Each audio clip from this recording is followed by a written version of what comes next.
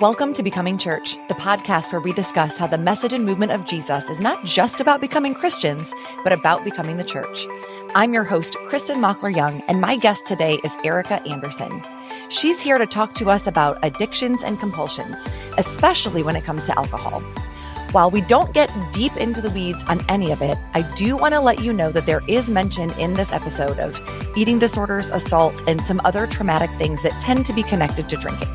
So please take care of yourself as you listen to this conversation with Ericka Andersen.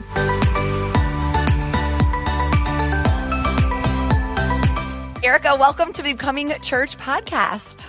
Thank you so much for having me on.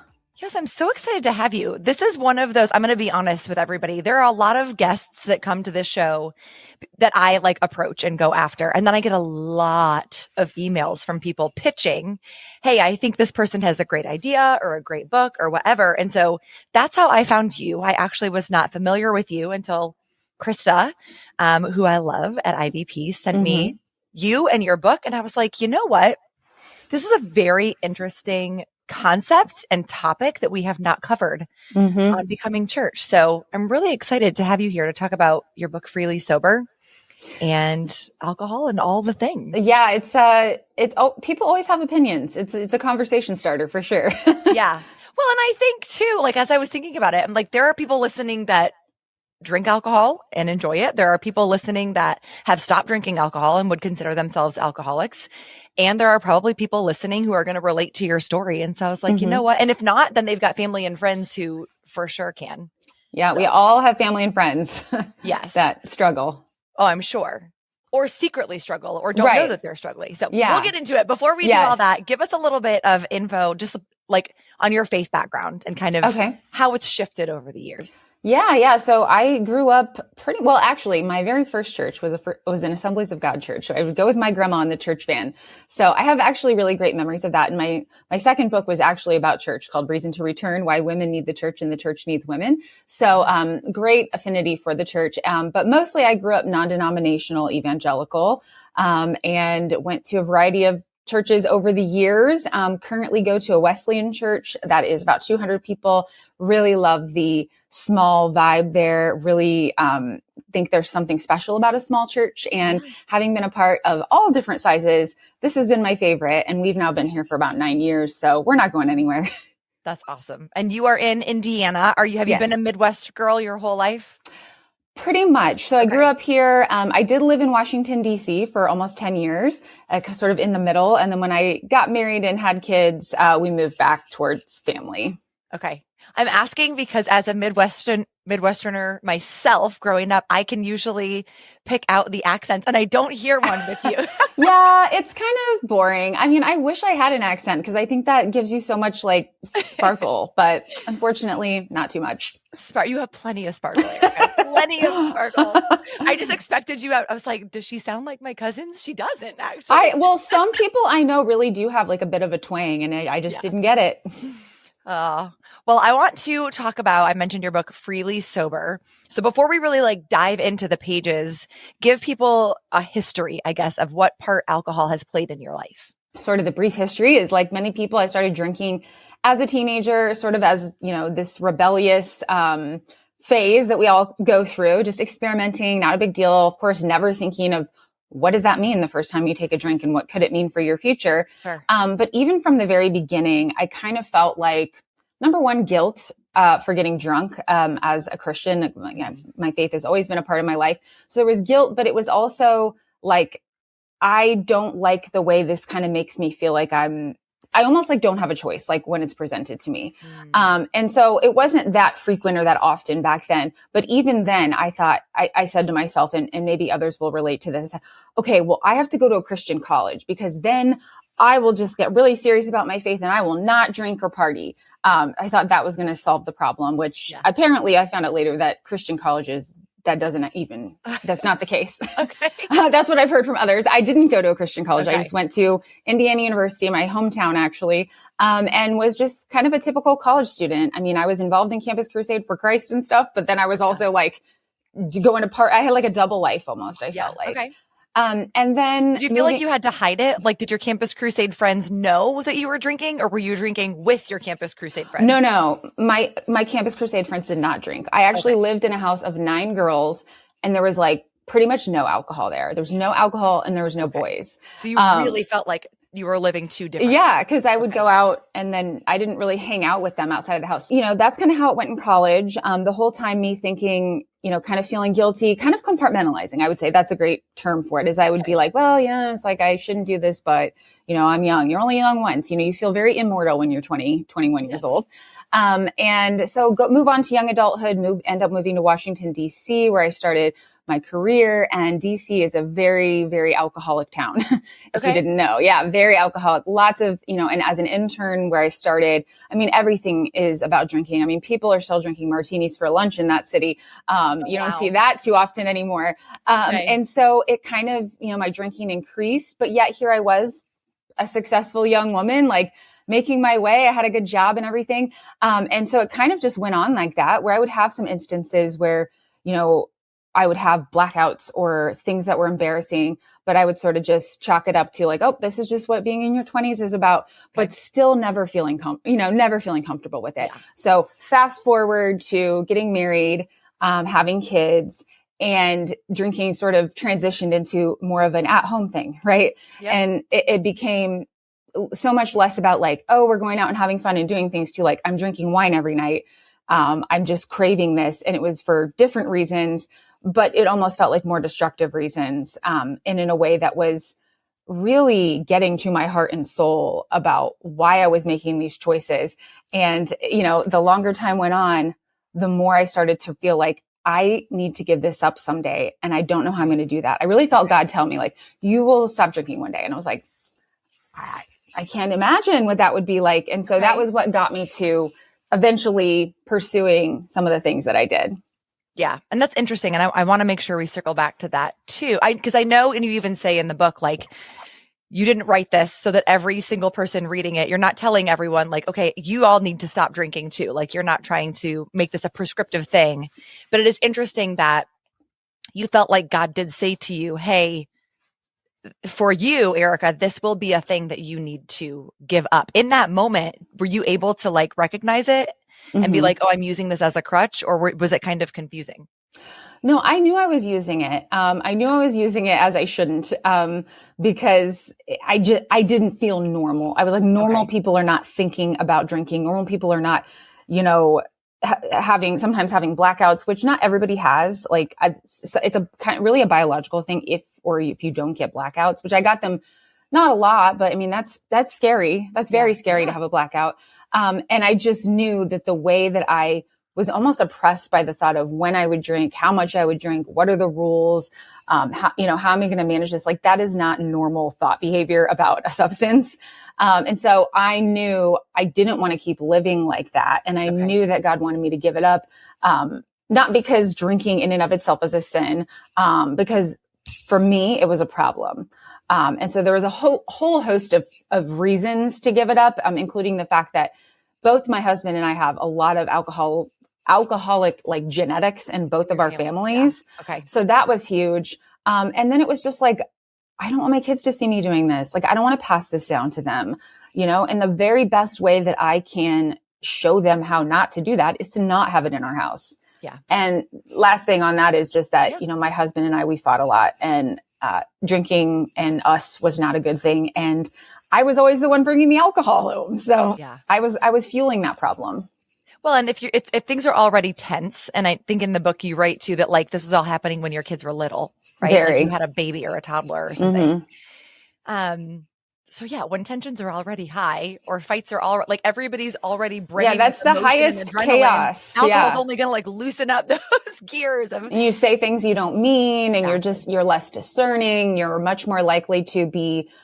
You're not attuned to the little things. And like when you're in a marriage and a family, like you have to be able to pick up on that stuff. Yeah. And when you're drinking, you're really drowning out any of that perception, both for your kids and your spouse. Yeah.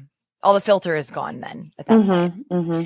Well, in your research, either in your own story or as you were just kind of like researching to write Freely Sober, what did you find to be like hidden effects that people might not realize were actually connected to drinking alcohol?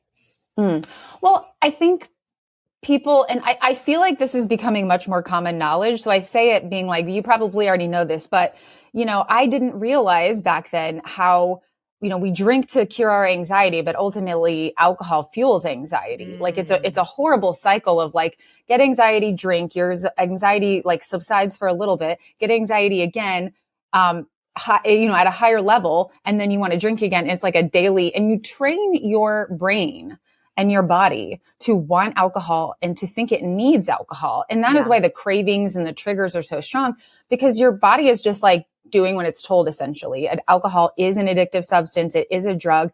And I think, we don't really think of it as a drug. It's legal. It's celebrated. It's everywhere. It's integrated into the fabric of our lives. And so I think there's at some level, we're just going, well, it can't be that bad, right? I mean, it's everywhere. So if it was that bad, would we really be, it's like if we had like cocaine everywhere, maybe that would be normalized, but we've normalized. And we just didn't ask enough questions. But I think nowadays we're seeing a lot of experts, wellness people. I mean, not even on the addiction side, but just the body side, and especially for women, how it is affecting us, like our energy, our anxiety, depression, hormones, sleep, all of these different things, that the way that we function optimally are interrupted when we're drinking on a regular basis. Like if you're having a glass of wine every 2 weeks, like you're probably fine. But if you're drinking every single day, that is a disruption to your system, in a way that you might want to explore and consider how it's affecting you. Yeah. Well, I think it's interesting that you mention, not just anxiety, but sleep, like all of these physiological things.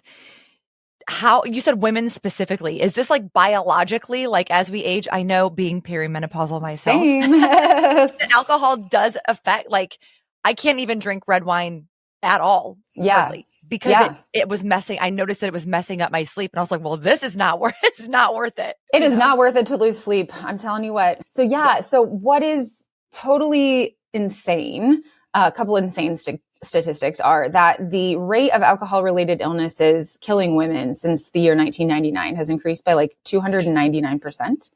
And it's been going up every single year. Now, the rate for men is also going up, but at a much slower pace. So women are being affected in a much more aggressive way.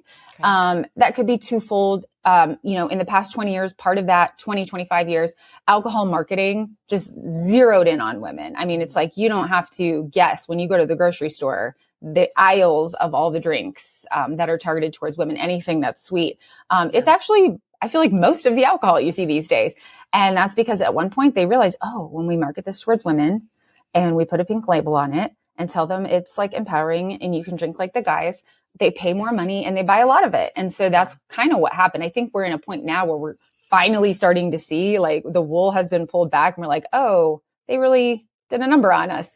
So there's that, but it's also just the fact that women's bodies are different and it processes alcohol differently, both long-term and short-term. So when you look at the statistics, you just see that short-term in terms of hangovers and how quickly women get drunk and how it affects them. Also, not to mention putting themselves in really vulnerable situations as women. Not being safe. Yeah. Right. It is unfortunately, it is unsafer for women. Yeah. But then the long term too, in terms of the research showing the connections to cancer. I mean, every day I feel like there's a new study that's like, yep, there's a 5% increased risk in breast cancer if you're drinking. Not that much. Like it's not that much. Yeah. And other things too. Liver disease. Women are dying of liver disease at higher rates than men. I believe I read that yesterday somewhere. And just all the other things, like our entire bodies. And then dysregulating our hormones and all of that. I mean, it's just not good for us. And in a society where we are talking constantly about getting the dyes out of our foods and the toxins out of our houses, it's like, this to me is like a no-brainer. Not saying you have to quit drinking completely, of course, but just like, hey, this is something we should be talking about in the whole conversation. Yeah. Well, I'm going to quote you. You actually made a really good point in your book that I loved. And you said, sex outside of marriage is a sin, not sex itself. Gluttony is a sin, not eating. Lusting is a sin, not attraction. Drunkenness is a sin, not drinking. Mm-hmm. So with that distinction, how did you know it was becoming sinful for you? Yeah. Yeah. The real, eye opener is just like drunkenness is a sin. We know that. And I was not drinking to not get drunk. I was drinking. And I know there's is a buzz drunk? There's that conversation, but I would say how far is too far? How far is too far? Exactly. For every sin that there is. Exactly. But for me, it was like, well, once I get to even a little bit of a, feeling intoxicated stage, I'm much more likely to have another drink or make a bad decision. Right. It leads to making a sinful choice a lot of times. And then also, the reality of addiction is very layered. And I don't really say I'm an addict or I'm an alcoholic. I don't say that. Labels can be weird. They can be off-putting. Some people don't like them. I don't care what people say about themselves.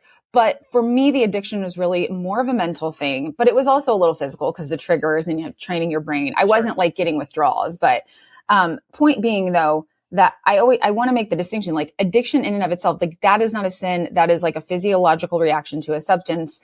In my opinion, I feel like you can distinguish between having an addiction and, the sin that comes as a result of that, or, the sin that was created that in the first place. So I know that's a little unclear to explain, but I think there's been a lot of stereotypes and assumptions about people that struggle with addiction. In culture and in the church. And I think it's really just important to understand that like when someone is inside of addiction, no matter how they got there, there's a lot of layers to that. And it's not always just as easy as, well, we'll just stop, Right. And we need to have compassion and understanding for the steps that it takes to get out of that. Yeah. I'm glad that you kind of differentiated that, because there is a lot of grace needed and a lot of help and a lot of assistance, and people who are addicts or are addicted to whatever do need the permission to say like, hey, this is beyond my control. And so I need help here. Like, yes, maybe I made some choices, but now I can't stop. I literally can't stop making them. So we would want to support, anybody, whether it's alcohol, any other kind of substance. So you mentioned early on that there seemed to be no good answer, that like you knew something needed to change, but you feared that if you stopped, people would make untrue assumptions about why you had to quit. Yeah. So talk us through that tension a little bit. Yeah. I just thought, well, if I tell people like that I'm struggling with this, like they're going to think that I have this really bad problem and that like I'm not a safe person, or, I was really worried that if I told someone and then I drank in front of them or I drank again, that people would be like, oh my gosh, or like, I don't know, that fear of like telling someone and then going back on it. Yeah. That kept me from telling anyone for a really long time. Cause I was like, well, I don't know if I can do this. So like, I better not say anything, cause then I can't go back to it or I have to lie about it. Yeah. So that was a weird fear. And now I think it's not funny, but like, it's interesting what you learn like years down the road, because now I'm like, yeah, I know people mess up. Like you have to expect that people are going to mess up. Most people that try to quit drinking, like don't do it on the first time, And so I encourage people like say it out loud before you even start, saying it out loud is what gives you empowerment to do it. And also just to begin to identify with what that even means for you.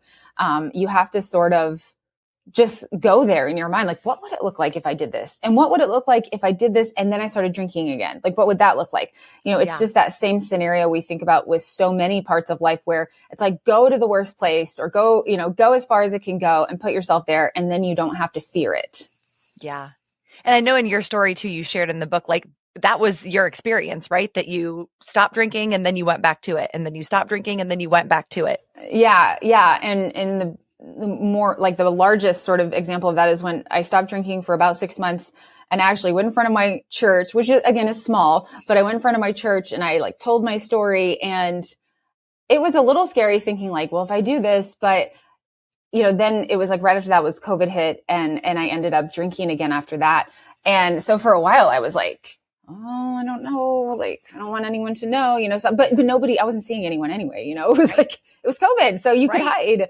Right. So, but by the end of the summer, I had sort of gotten right back to all the same habits, right back to feeling oppressed and managed by it. And I was like, all right, I have to try this again. Like, this isn't working, which is an experience a lot of people have when they think they can handle it. They go, okay, I'm fine. Like, it's fine. And then the patterns come back. And so, but now I'm actually so glad I had that experience because I can really relate to people that do. And the other thing I've really been pushing lately is to say that, the success marker of sobriety or whatever your sort of journey down this pathway is not always just like all the days that you weren't drinking. I mean, it is just a drink and it's about so much more than the drink. And so I really encourage people, like, there are other markers of success. Like, what are you learning? How are you growing? Are you growing closer to God? Are you becoming a better parent? What are the other things you can look at as measures of success instead of just beating yourself up for screwing up? Because every day that you're doing this, like, is a step in the right direction. And it all matters, even if you end up falling down at some point. Yeah. Well, it's probably different for everyone. The book is called Freely Sober. So it's probably different for everyone. What were your signs, not just of like, hey, I probably should give up alcohol, but that you weren't living in freedom in your life? I was definitely not living in freedom. I felt very controlled by alcohol, compelled. I've talked to a lot of people about this, and the word compulsion is very, very familiar to a lot of people that struggle with alcohol. They just feel like, I explain it like when, if I were to say to myself, okay, today I am not drinking. I'm like detoxing today. But if 5 o'clock or 6 o'clock hits and the thought enters my mind, I want to drink. It was almost like feeling like, well, it's too late now. I have to do it now because the thought's in my head. Thought. Right. I would be like, oh no, like, and it almost felt like you had to obey it. I mean, very oppressive. Obviously you don't have to obey that voice, but it would just be like, well, this feeling's not going to go away. I can't handle this feeling. So I'm going to do it. But the more often that happened, which has started happening more frequently, before I ended up quitting, the more I felt totally out of control. Like I would wake up in the middle of the night and have to go pee. And I would be sitting there going, I said I wasn't going to drink. And then I did it anyway. I feel out of control. Like I'm not controlling this. Okay. And so that to me was a very, like, I just like couldn't live like that anymore. Yeah. In those kind of like up and downs where you felt like you were able to quit and then you went back to it, what did you find that you had to really extend? Like, how did you get to the place of going like, okay, I'm going to try this again, as opposed to, well, I failed. Mm-hmm. So now I guess I'll just drink forever. Yeah. Well, the idea of drinking forever did not sound good because I was like, well, that's not going to get me anywhere.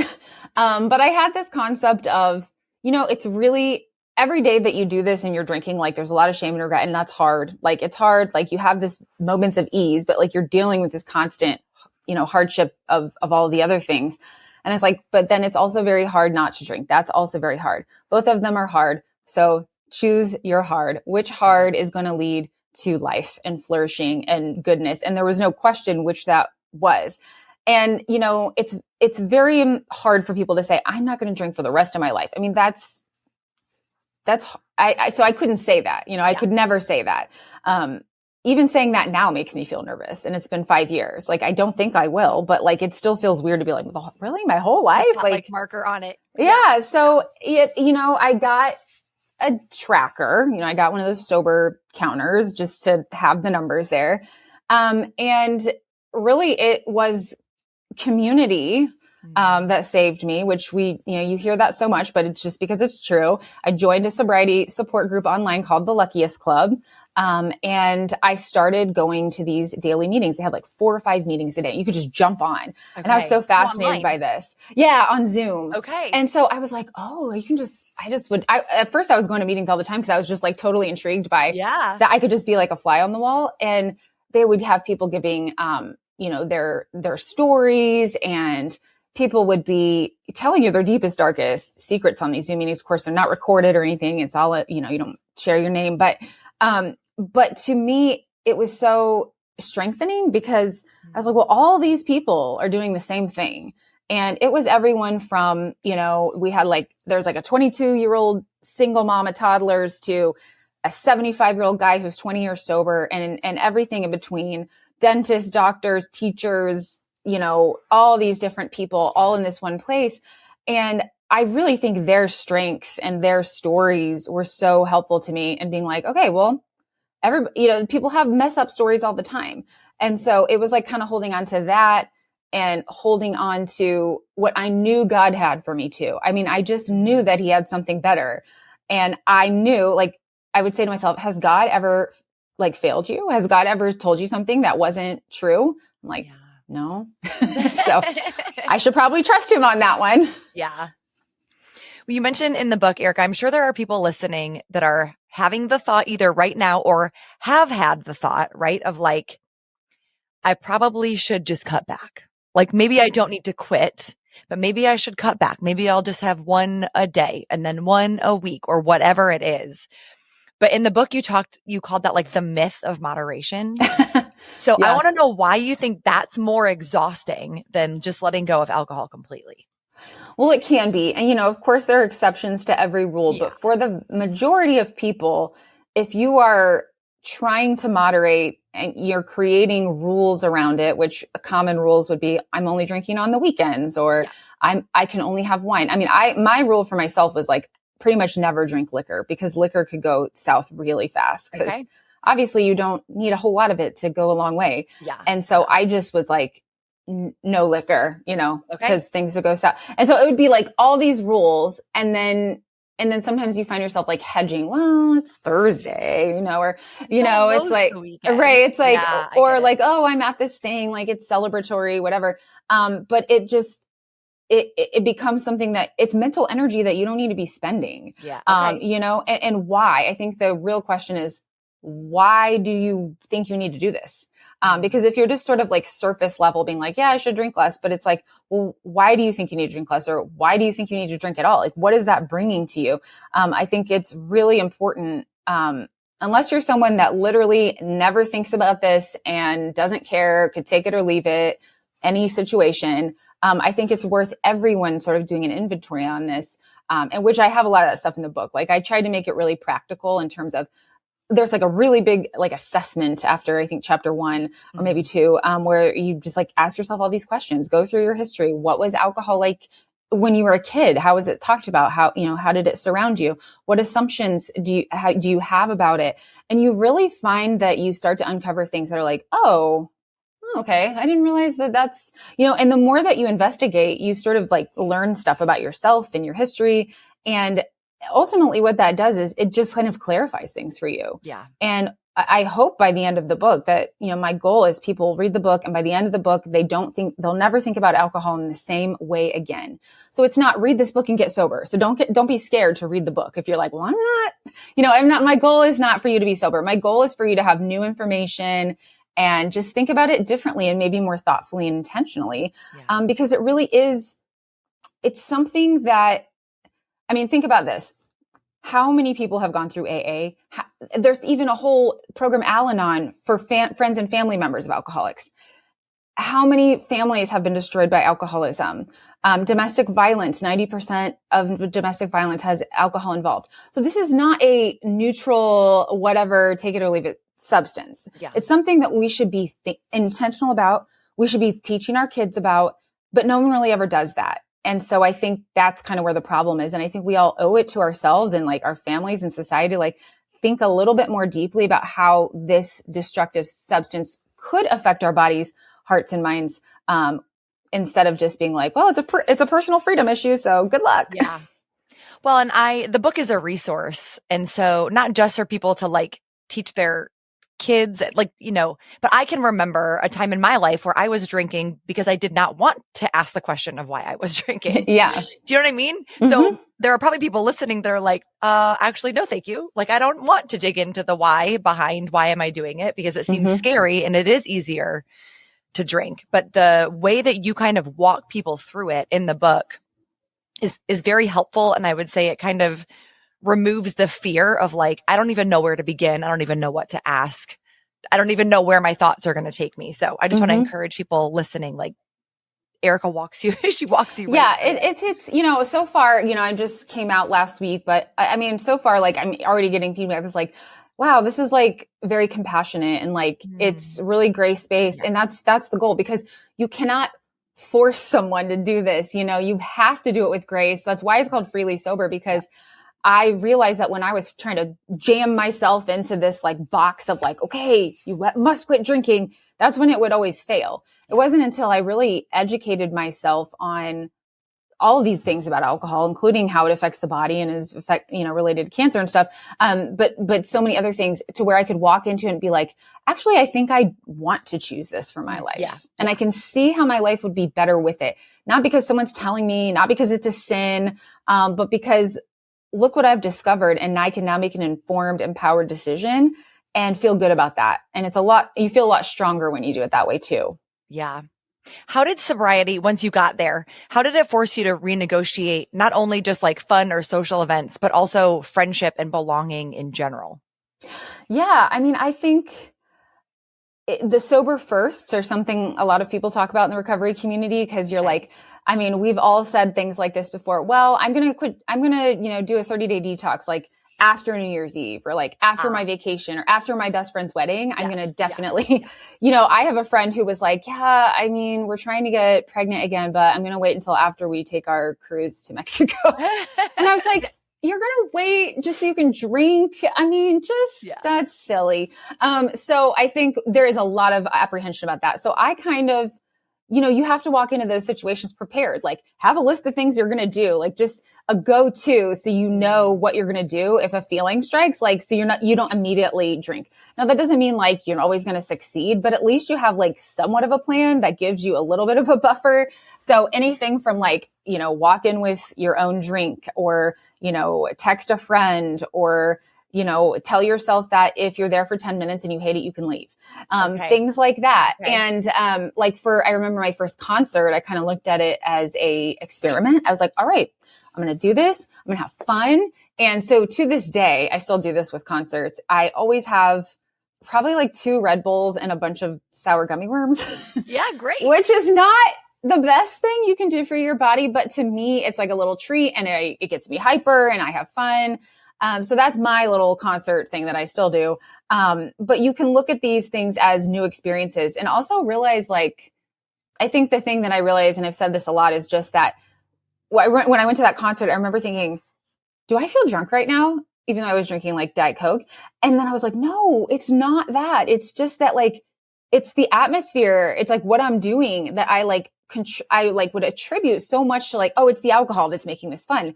I was like, oh my gosh, it's fun without the alcohol. It's just like fun. Like, I've been to weddings where I was like dancing and not drinking and being like, oh, this is fun. This is still fun. Yeah. And we've just wrapped alcohol into everything that we do, that we think that we give it so much credit. And it's like, no, it doesn't deserve all that credit. Like, it's the people, and it's just like the life experiences. And the last thing I'll say is, the best thing is, if you haven't had like a good, like really serious, like laughing session with like friends without drinking, in a long time, that is highly recommended, because that kind of laughter is like so much more genuine and happy than drunk laughter. There's just something about it that's like so pure and happy. And I would say that's one of my favorite things. Oh, and you'll remember it after. You'll remember it. You'll remember the joke. This is so funny. Yeah. So there's just a lot of authenticity, I think, that you miss out on, especially in relationships where, that's always part of it.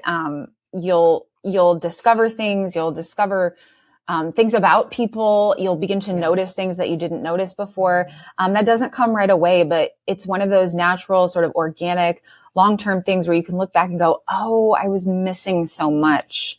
But you have to give yourself the time to process and see it. Yeah.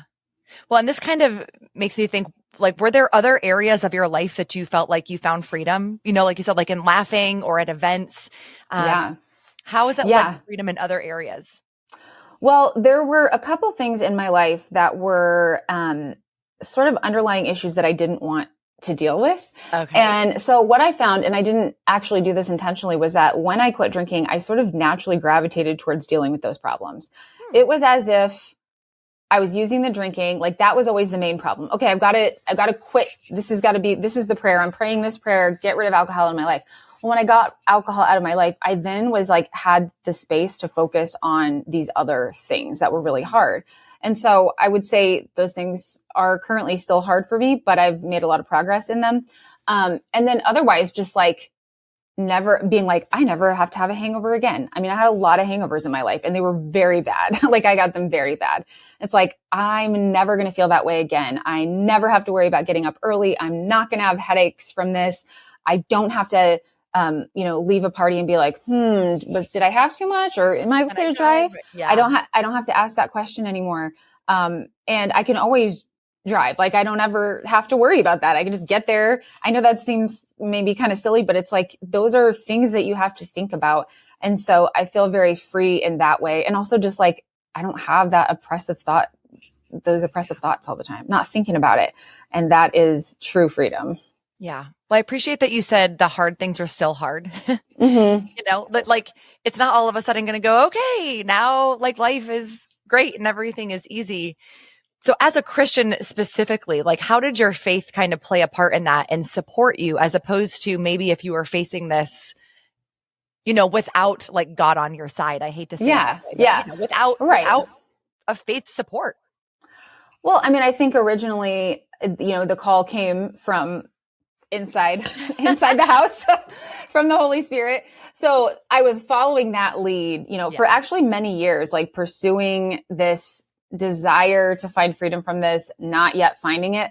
But I think hanging on to that and continuing to pray about it and continuing to seek God about it is what ultimately led me to being able to say, I'm not doing this anymore. I think without a larger purpose and understanding of why I'm here at all on earth, it would have been harder for me. But when you look at your life and, as a Christian, like we know that we have, this specific purpose that God created us for. And for me, knowing what he was saying and knowing that I'm called to obedience, it was eventually going to be a no-brainer. And I knew when he told me a long time ago that I would quit drinking, like I kind of knew like it will happen, but I just didn't know how. Okay. And so I think, he was just walking along with me every step of the way and introducing me to the people and the tools and, slowly but surely me finding the strength. Like, again, it was never going to be a black and white, one day I'm not drinking or when I'm drinking, one day I'm not. It's never that easy. And so I would just say for anyone that is in that boat, or maybe they've tried again and they're falling down, this is a long road. And, you have to sort of have that mindset, like that things aren't going to be perfect, but like, I'm just going to keep going. It's like a marathon. Like it's not a 5K, it's a marathon. Yeah. And even if you overcome the drinking, like you have to know that all of our life we're always getting up again for some reason. It's not going to be over fully until we are in heaven. Right. So, I think that's another thing. It's just like everyone's got to struggle. Drinking is not a more shameful struggle than someone that's struggling with, lying or, some other thing. It's just how we are dealing with our brokenness. And we're trying, it's a good pursuit. We're trying to fix something. We're just not fixing it in the right way. And so let's find the tools to fix it in a way that is honoring to us and honoring to God. Well, you mentioned other things. So Ericka, I'm curious if you think the principles of your book and the things that you write about can be applied to other things besides alcohol. I think so. I mean, it's like the nature of any kind of addiction, big or small, however you want to think about it. It's like really all coming from the same place. Yeah. So I think, whatever tools and methods that you would use to deal with an alcohol struggle could be used for other things as well. Whether that's, a drug or, maybe it's your phone, maybe it's food. Food is another one. I mean, we won't even get into that, but I had an eating disorder for many years. And so I've dealt with it in that way. And I write about that a lot on my Substack, or I have written about it. And so I do think whatever the struggle is, like you can employ these tools. And also just like you need a community around you. Like you need people that get it. That is always the first thing I do, no matter what my problem is. Like if I'm like right now with my daughter sleeping, I'm like, who can I need to go find a group of moms to come. I was like, I need people to help me with this because I'm so frustrated with it and I don't know what to do. And that's always my first instinct. I'm also an extrovert and a social person. So I know it can be harder if you're an introvert. But I would say it's so invaluable to have people that get it. Yeah. Well, I really appreciate, I mean, I kind of don't because now I feel compelled to say something, but I do appreciate that you brought up food because I think that I also realized with the help of like a therapist that I called it disordered eating. I would not call it an eating disorder, which I know is nitpicky and Well, probably the I same get it thing. though. I do get it. But for me, it was just binge eating and there was Yeah. never anything that came after. I never purged. I never starved myself. And so because it was like quote unquote acceptable, I never saw it as an addiction. And it was. And for me, it was very connected to my emotions and depravity and things that I felt like I was not getting and didn't know how to get. And so I only say that to say for whoever's listening, you know, that if I think sometimes it's easy to justify and go, well, me eating all of this at night after everybody goes to bed, like is not an addiction. It's fine, or it's okay, or it's not a problem. But that maybe it is still worth digging into like the But why it probably behind didn't we're feel doing fine it. to you. You know, you probably were like, something seems off with this. And you know, it's interesting because I had like several different kinds of eating disorders, but, I did have, I guess what you would call binge eating disorder. And, it was interesting how I would have this same sort of compulsive feeling that I feel for alcohol, I would feel for food. Yeah. Like I remember, and I would say also looking back, having overcome that eating disorder, I saw how I found freedom from that. I was like, I don't have that compulsion anymore to do that from that. So I know that I can get rid of this other one too. Yeah. It's possible. I've seen it happen. And I will also just, sorry, I keep adding like one more thing, but one more thing, is that it always feels impossible before you do it. And every single person that is sober or has overcome eating disorder or whatever the thing is felt that way too. But you can look at the people that have gone before you and be like, they did it. And they're telling me that it's possible. And they're telling me that they felt like this and they were able to get through it and get through to the other side. It gets easier. It really does get easier. I want people to know that. So if you're in the middle of the struggle, keep going. Yeah. Do you believe, Ericka, and I know this is not a prescriptive book for everybody to be exactly the same and land in the same place, but do you believe that Christians can have a healthy relationship with alcohol? Or are you like, but I really do think it's in everyone's best interest to abstain? I think you can. Yeah, for sure. I mean, I think I know people, we call them normies, people that have no issue with drinking. Okay. I always wanted to be one, never was. But I do think that there are people that can take it or leave it, or they really do enjoy their glass of wine with their steak or whatever. Yeah. You know, I think that is totally fine. I would just say, listen, be attentive to the inner voice about it. You know, it is something to be more intentional about than we have. And also with the church and Christians specifically, I just want people to be more aware that there are people that are really struggling that you have no idea that they're struggling. I mean, nobody's telling you about it, and it may be fully happening at home where nobody ever sees it or knows it. And so when you are at an event or you're doing something where there is alcohol, like be in the know that someone may have a problem with that. And so whether that's make sure you're always offering lots of options, or you maybe are even asking like, oh, does anyone mind if I drink? I don't know. Like just being aware, you just don't know who is struggling. And so we have a responsibility, I think, just to be sensitive to that, and even ask God to be like, hey, let me know, hey, Holy Spirit, give me a sign if, there's a thing here where I need to be aware of someone's issue. Right. And so, I'm really just out here right now telling people, please be more aware. Please understand that addiction is much more common than you realize. Yeah. Yeah. Well, I really appreciate that. And I know that even as a leader at a church, we have had events where we did just girl hangout, whatever, where we have offered wine, Diet Coke, all the things. And after doing that a few times, the other female leader and I had a conversation, and we both kind of came to the conclusion at the same time. We were like, I think this is not the thing. I think this is not it for us. Yeah. What we're offering. And so we shifted, and and some people are great, appreciate it. Other people are like, oh, but it was so fun. But this is our opportunity to, like you said, bring awareness to, what we just don't know is happening with other people. I get it. I mean, I would have wanted the wine when I was drinking. I would have wanted you to have the wine, but also it's bigger than us. And so I agree. I don't think I personally do not think churches should have alcohol at any events. I know that there are some denominations that, it's different. But I think they need to be just even that much more aware. Right. Yeah. Well, Ericka, last question for you. Because the podcast is called Becoming Church, how can the people listening become the church to the people around them? Well, by doing what I just said, which is being aware of the people around you and also making yourself a safe place. I mean, I am seen by many people as a safe space to tell things to, because I've been so open and vulnerable about my issue, but you can make yourself a safe place to people by sharing your own struggles more openly, and even just asking open-ended questions and giving an opportunity for people to admit to you what they're dealing with. And that can take time to build those relationships. But I think it's really important that we're having that space in our lives for people, so that they do feel comfortable being like, I'm dealing with this. And that would be my answer. Yeah, I love it. Well, we will link up your book for people that either on their own, or maybe if they suspect that a family or a friend or someone that they love might have an issue, it would be a really great resource for them. So thank you for writing it. Yes, thank you for having me. Yes, I'm so excited that we got to have this conversation. Thank you.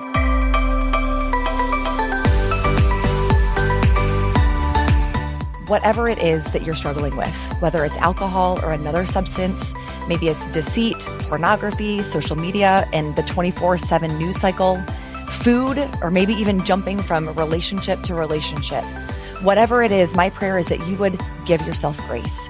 Find someone who can pray with you and for you, either a pastor or a friend, or an online support group with other people who understand your unique situation. And please don't believe the lie that just because you mess up again, that you're a failure. God's mercies are new for you every single morning, and He will never give up on you becoming a more healed and whole person. Reach out to Ericka if you have questions or want some advice, or you can always get to me on Instagram at Kristen Mockler Young. Until next time, thanks for listening, and keep becoming the church to the people around you.